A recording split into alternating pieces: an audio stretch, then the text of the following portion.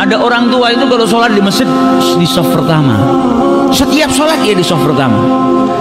Sampai pada suatu hari selesai dari sholat baru salam, assalamualaikum warahmatullah, assalamualaikum warahmatullah. Ini orang tua yang biasa di shaf pertama tiba-tiba maju ke depan ke tempatnya imam, duduk di depan imamnya, lututnya nempel dengan lututnya imam. Sedangkan imam ini mesti berzikir setelah sholat, belum selesai. Ini orang tua tanya kayak orang gesusu, jadi tergesa-gesa.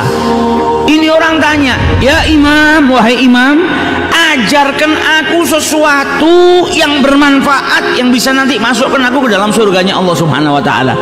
Ajarkan aku apapun itu, sesuatu yang bermanfaat. Maka sang imam bingung, dia masih belum selesai berzikir kepada Allah. Ini orang tua ini tanya terus, ajarkan aku sesuatu. Maka sama imamnya dijawab, qala Nabi sallallahu alaihi wasallam.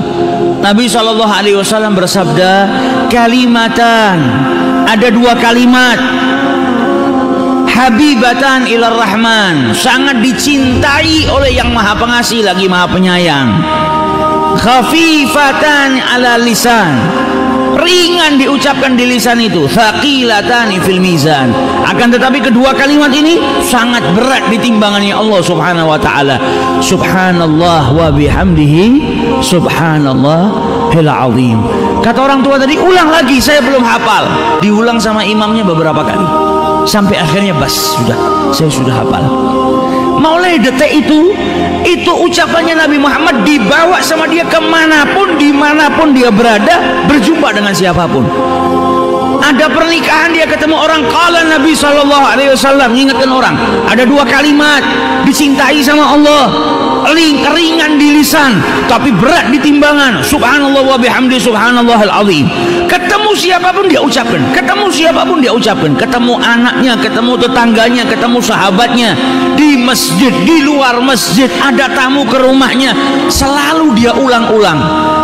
Kalimatan habibatan ilar rahman, terus diulang-ulang sampai akhirnya datang suatu ketika dia sakit, masuk rumah sakit tidak sadar.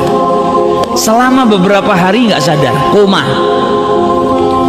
Sampai ketika keluarganya semua berkumpul, di saat dia dalam keadaan kritis, tiba-tiba yang sudah beberapa hari nggak buka matanya, tiba-tiba lelaki tua tadi membuka matanya. Maka keluarganya bahagia, nunggu ayahnya sudah koma dalam keadaan tidak sadar beberapa hari, tiba-tiba buka matanya. Dokternya pun gembira.